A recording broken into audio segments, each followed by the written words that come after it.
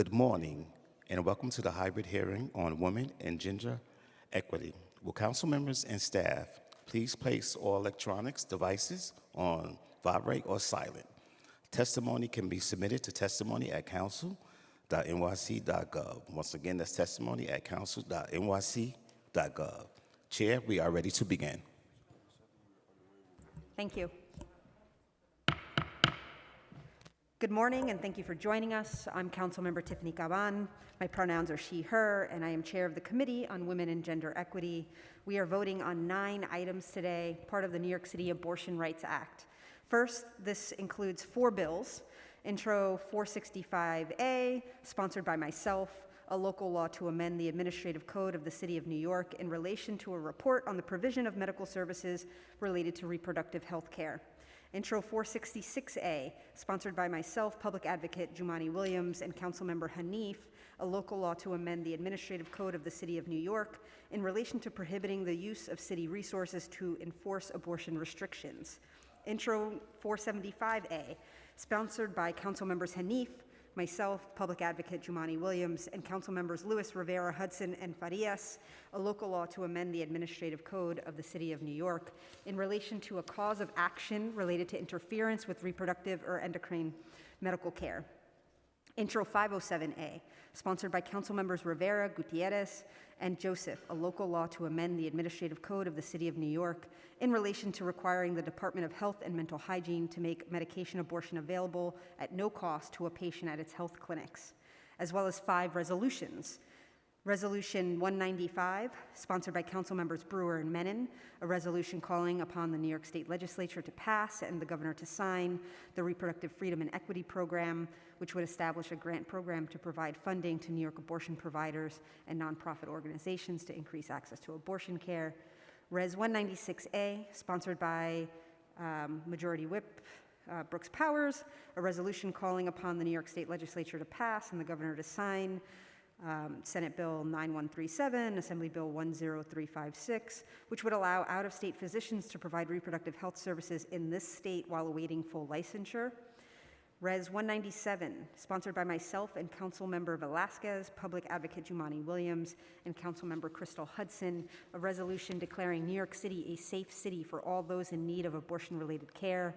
Res number 200, sponsored by Councilmember Menon, a resolution declaring January 22nd, 2023 as Roe v. Wade Day in the City of New York to commemorate the 50th anniversary of the landmark United States Supreme Court decision.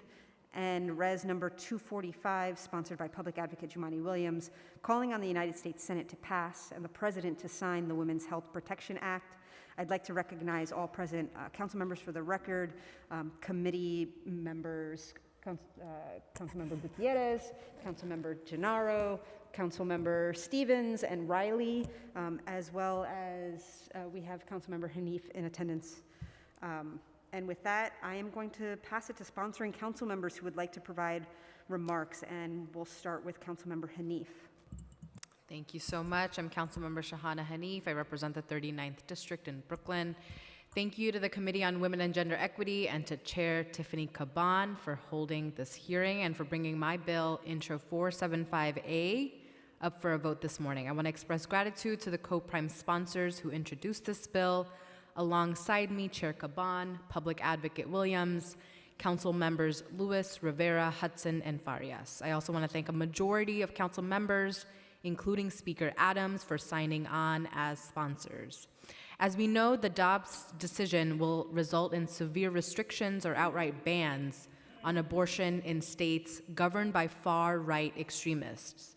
This means that many people seeking abortions will be traveling to New York City, given our strong protections around reproductive rights. However, despite support from the city, these folks are vulnerable to being subject to civil suits for accessing care that is legal in New York City, but illegal in their home state or municipality. For example, an abusive partner or the executive director of a quote-unquote pro-life group could sue someone from, say, Missouri, who comes to the city to receive an abortion. Intro 475A addresses this issue by first establishing these suits as interference with medical care, an appropriate designation given that these suits intimidate and dissuade people from obtaining care that is legal in our city. Notably, this would also apply to trans-affirming endocrine care in addition to reproductive care. Second, it establishes a right to private action around interferences with medical care, allowing people to countersue under New York City law. If the countersuit prevails, the plaintiff shall be awarded $10,000 in damages and may also be awarded cost of litigation. If passed, this bill would cement New York City as a sanctuary for abortion rights. It would be a statement to people saying, our doors are open, we will provide you with the care you choose, and we will do everything we can to protect you from those who try to get in your way. I urge my colleagues to vote yes on Intro 475A. I also support all of the other legislation on today's agenda. Thank you. Thank you. And now I'm going to pass it over to Councilmember Brooks Powers.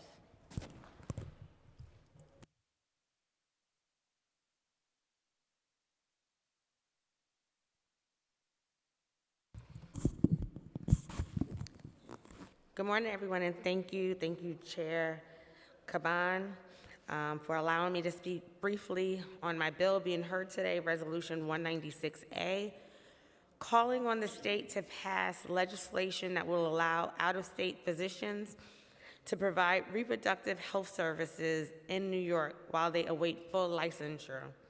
By officially moving to take the right to a safe abortion away from millions, the Supreme Court has callously criminalized health care for millions of women and torn at the fabric of our democracy. Dobbs will endanger the lives and health of countless people. New York has long been a sanctuary for women seeking abortion and other reproductive care services, even before Roe was the law of the land. We will continue to be. That's why we must fight to protect abortion access for people across this country. As demand for reproductive health care services is poised to shift significantly, we will need to act quickly, enable as many medical providers as possible to begin serving people seeking abortion in New York State, and we cannot delay. I'm honored to join my colleagues on the suite of bills being voted out today and look forward to discussing it further. Thank you. Thank you.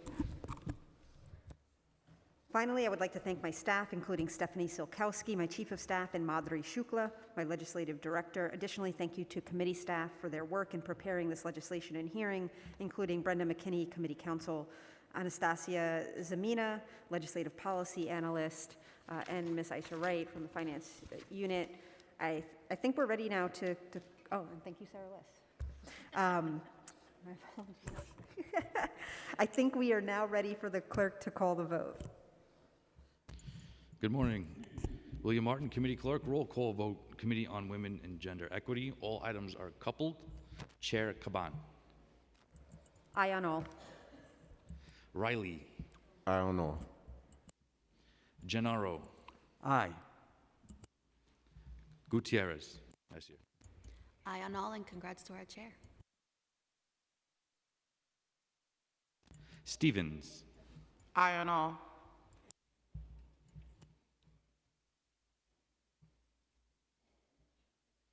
Let's just hold it open a second to give Councilmember Richardson Jordan a moment to get settled. Yeah. Richardson Jordan. Aye.